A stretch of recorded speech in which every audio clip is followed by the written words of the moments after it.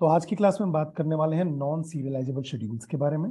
तो समझने की कोशिश करते हैं नॉन सीरियलाइजेबल शेड्यूल्स होते क्या हैं। तो पिछली क्लासेस में हमने डिस्कस किया था कि जो शेड्यूल्स होते हैं वो दो टाइप के होते हैं, एक सीरियल शेड्यूल होता है, एक आपका नॉन सीरियल शेड्यूल होता है। जो हम सीरियल शेड्यूल की बात करते हैं तो सीरियल शेड्यूल हमेशा आपका कैसा होता है, कंसिस्टेंट होता है। लेकिन हमको क्या करना होता है, पैरेलल शेड्यूल्स की हम बात करते हैं या नॉन सीरियल शेड्यूल्स की बात करते हैं। अब अगर नॉन सीरियल शेड्यूल्स की बात करें तो यहां पास हमारे पास क्या होंगे, जो आपके मल्टीपल ट्रांजेक्शन्स होंगे उसमें आपके पास डिफरेंट इंस्ट्रक्शंस होंगे। तो क्या होगा, जो T1 के इंस्ट्रक्शंस हैं, कुछ इंस्ट्रक्शंस एग्जीक्यूट हो जाएंगे और फिर कॉन्टेक्स्ट स्विच होके T2 को मौका मिल जाएगा, देन फिर वापस T1 को मौका मिलेगा, या हो सकता है T3 को मौका मिल जाए। तो जब हम नॉन सीरियल शेड्यूल की बात करते हैं तो कॉन्टेक्स्ट स्विचिंग होता है। इट मींस आपके जो ट्रांजेक्शन्स होते हैं उनके कंप्लीट इंस्ट्रक्शन एक साथ एग्जीक्यूट नहीं होते हैं। आपके ट्रांजेक्शन्स कैसे एग्जीक्यूट होंगे, कुछ इंस्ट्रक्शंस अभी एग्जीक्यूट हो गए, देन आपको फिर बाद में मौका मिलेगा कॉन्टेक्स्ट स्विचिंग के बाद। तो फिर हमने देखा कि जो आपका नॉन सीरियल शेड्यूल है, उस नॉन सीरियल शेड्यूल में आप क्या करते हो, सीरियलाइजेबिलिटी की बात करते हो। तो नॉन सीरियल शेड्यूल जो होते हैं वो दो टाइप के होते हैं, आइदर ये सीरियलाइजेबल होगा या नॉन सीरियलाइजेबल होगा। अब सीरियलाइजेबल का मतलब क्या होता है, सीरियलाइजेबल में आप क्या करते हो, अब आपको पता चल गया कि शेड्यूल कैसा है, नॉन सीरियल है, कॉन्टेक्स्ट स्विचिंग हो रही है, ट्रांजेक्शन्स के बीच में कॉन्टेक्स्ट स्विचिंग हो रहा है। इट मींस सीरियल ऑर्डर में एग्जीक्यूशन नहीं हो रहा है, मतलब T1 पूरा का पूरा एग्जीक्यूट नहीं हो रहा है, उसके बिना ही T2 को मौका मिल जाएगा, और T2 आपका भी एग्जीक्यूट नहीं हुआ था, उसके बाद आप उसके पहले ही आपको फिर से T1 को मौका मिल जाएगा या T3 को मौका मिल जाएगा। तो फिर आपने बोला कि सीरियलाइजेबिलिटी की बात करते हैं। सीरियलाइजेबिलिटी में आपने क्या देखा, अगर आपका कोई नॉन सीरियल शेड्यूल है तो आप क्या करते हो, आप कोशिश करते हो कि नॉन सीरियल शेड्यूल का कोई सीरियल इक्विवेलेंट मिल जाए। अगर सीरियल इक्विवेलेंट मिल जाएगा तो पक्का है वो आपका कैसा होगा, कंसिस्टेंट होगा। अब जो ये सीरियलाइजेबिलिटी है, सीरियलाइजेबिलिटी आप अचीव कैसे करते हो, तो सीरियलाइजेबिलिटी अचीव करने का तरीका है आपका कॉन्फ्लिक्ट और दूसरा है व्यू। मींस आप क्या करते हो, दो तरीके से सीरियलाइजेबिलिटी को अचीव करते हो। एक तरीका है आपका कॉन्फ्लिक्ट सीरियलाइजेबिलिटी का और दूसरा है व्यू सीरियलाइजेबिलिटी का। ये भी हमने डिस्कस कर लिया। अब आज हम डिस्कस करने वाले हैं नॉन सीरियलाइजेबिलिटी या नॉन सीरियलाइजेबल शेड्यूल के बारे में, जिसको फर्दर हम आगे डिवाइड करेंगे रिकवरेबल और नॉन रिकवरेबल। तो दो टाइप से हम नॉन सीरियलाइजेबल शेड्यूल्स को भी डिवाइड कर सकते हैं, एक आपका रिकवरेबल शेड्यूल्स होते हैं, एक नॉन रिकवरेबल शेड्यूल्स होते हैं। तो अब बात आती है इन नॉन सीरियलाइजेबल शेड्यूल्स किसे कहते हैं, तो समझने की कोशिश करते हैं। मैंने आपको पिछली क्लास में बताया था कि हमारे पास क्या होता है, जैसे कि ये आपका एक एरिया हो गया जहां आपके सारे के सारे शेड्यूल्स हैं। बिकॉज जो शेड्यूल्स होते हैं, मिलियंस ऑफ शेड्यूल्स हो सकते हैं, ठीक है, मल्टीपल शेड्यूल्स एक साथ पैरेलली एग्जीक्यूट होते हैं, ठीक है, तो मल्टीपल शेड्यूल्स हैं।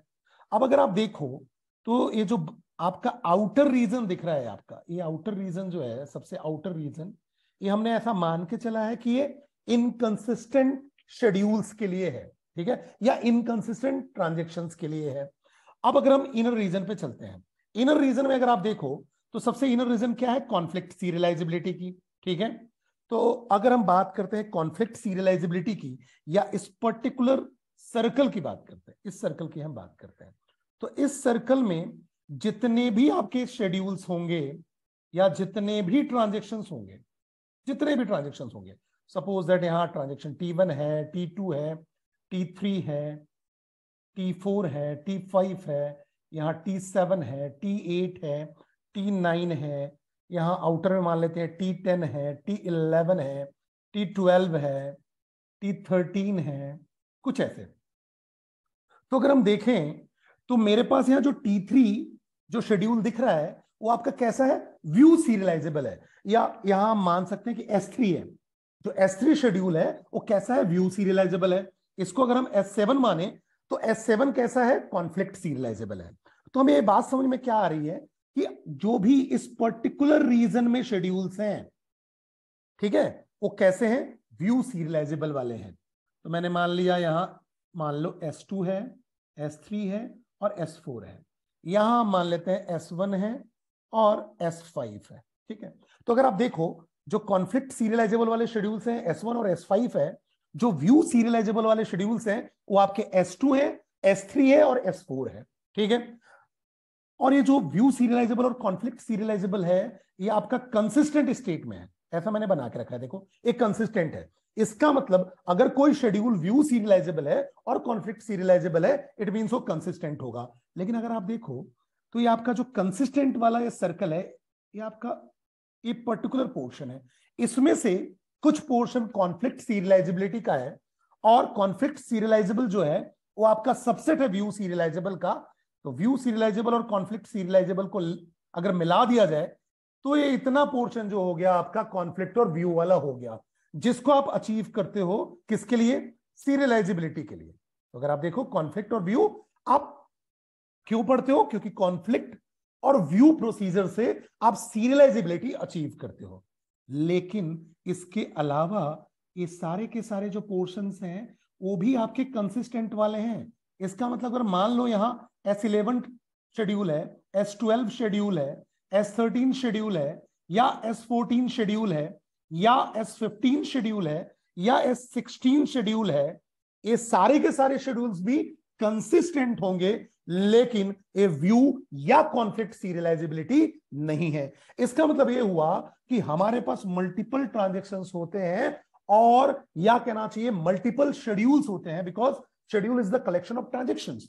तो हम सारे शेड्यूल्स को या सारे ट्रांजैक्शंस को टेस्ट नहीं कर सकते हैं कि ये कंसिस्टेंट होगा या नहीं होगा, जबकि वो कंसिस्टेंट हो सकता है। इसका मतलब ये मुझे समझ में बात आई कि अगर कोई भी शेड्यूल है, अगर वो व्यू सीरियलाइजेबल नहीं है या कॉन्फ्लिक्ट सीरियलाइजेबल नहीं है तो भी वो कंसिस्टेंट हो सकता है, तो भी ये कंसिस्टेंट हो सकता है। ठीक है, तो अब हम बात करते हैं नॉन सीरियलाइजेबल शेड्यूल्स की। तो नॉन सीरियलाइजेबल शेड्यूल्स कौन से हैं? ठीक है, बट ऑब्वियस है जिसको हम सीरियलाइजेबल के थ्रू अचीव नहीं कर पा रहे हैं, मींस कॉन्फ्लिक्ट या व्यू के थ्रू हम सीरियलाइजेबल उसको शो नहीं कर पा रहे हैं, वो सारे के सारे शेड्यूल कैसे हैं? नॉन सीरियलाइजेबल है। ठीक है, सो नॉन सीरियलाइजेबल शेड्यूल्स मे और मे नॉट बी कंसिस्टेंट और रिकवरेबल। अब देखो जो नॉन सीरियल शेड्यूल्स होंगे अगर यहां लाई कर रहे हैं, ठीक है, तो कंसिस्टेंट हो भी सकते हैं। अगर इसके आउटर रीजन में है, जैसे मान लो S25 या S26, तो S26 इनकंसिस्टेंट होगा। तो ऐसे सारे के सारे शेड्यूल्स जो ना कि कॉन्फ्लिक्ट सीरियलाइजेबिलिटी के थ्रू अचीव हो पा रहे हैं, ना ही व्यू सीरियलाइजेबिलिटी के थ्रू अचीव हो पा रहे हैं, वो सारे के सारे नॉन सीरियलाइजेबल हैं। तो इसलिए हम ऐसा कहते हैं कि नॉन सीरियलाइजेबल शेड्यूल्स जो होंगे वो आइदर कंसिस्टेंट हो सकते हैं या नहीं भी हो सकते हैं। ये जो टर्म रिकवरेबिलिटी है इसको हम नेक्स्ट पीपीटी में डिस्कस करेंगे। अभी तो मुझे इतनी बात समझ में आ गई कि अगर मैं कंसिस्टेंसी की बात कर रहा हूं तो जरूरी नहीं है कि जो नॉन सीरियलाइजेबल है वो कंसिस्टेंट होगा या नहीं होगा। ठीक है, बिकॉज मेरे पास तो सेवरल ट्रांजैक्शंस हैं। ठीक है, जरूरी नहीं है कि वो सीरियलाइजेबल नहीं आया व्यू या कॉन्फ्लिक्ट सीरियलाइजेबिलिटी के थ्रू तो आपका वो कंसिस्टेंट नहीं है। ओके, तो इस बात की कोई गारंटी नहीं है। So a non-serializable schedule is not guaranteed to produce the same effect as produced by some serial schedule or any consistent database. So we can say that a non-serializable schedules may or may not be consistent, may or may not be recoverable. अब देखो recoverable का मतलब ये होता है कि किसी point से अगर मान लो किसी पॉइंट पे फेलियर होता है, आइदर सिस्टम फेलियर हो या हार्डवेयर फेलियर हो, ठीक है, या कोई सॉफ्टवेयर क्रैश करता है, कोई भी हो। ठीक है, तो अगर सिस्टम या हार्डवेयर में फेलियर होता है, ठीक है, तो फेलियर होने के बाद उस पर्टिकुलर पॉइंट से क्या मैं सिस्टम को रिकवर कर पाऊंगा या नहीं कर पाऊंगा? तो एक नई टर्मिनोलॉजी हम पढ़ने वाले हैं, रिकवरेबिलिटी या रिकवरेबल शेड्यूल्स। ठीक है, तो नॉन सीरियलाइजेबल शेड्यूल कैसे होंगे?